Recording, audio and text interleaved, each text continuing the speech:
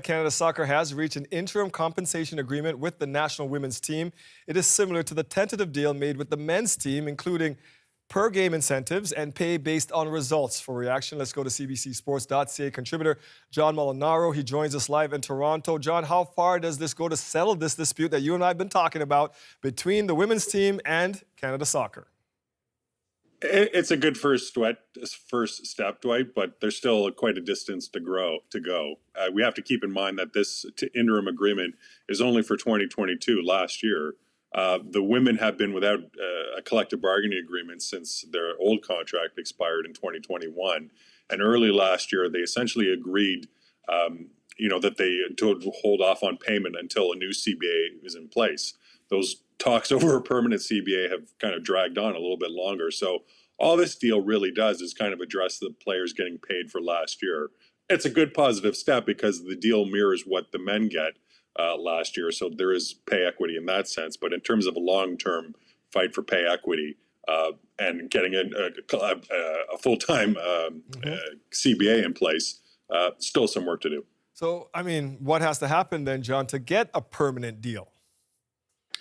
Well, it's tricky because, of course, the women are fighting for equal pay and equal funding compared to the men. So there's three sides here that essentially have to agree to the deal. It's not just Canada Soccer having to reach a deal over a new CBA with the women. They also have to come to an agreement with the men's national team as well, because they've been out without they are also without a collective bargaining agreement.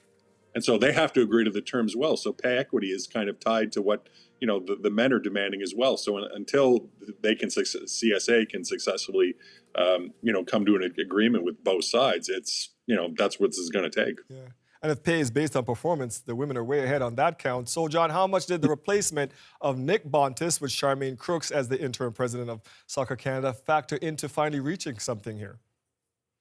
I think it played somewhat of a role, Dwight.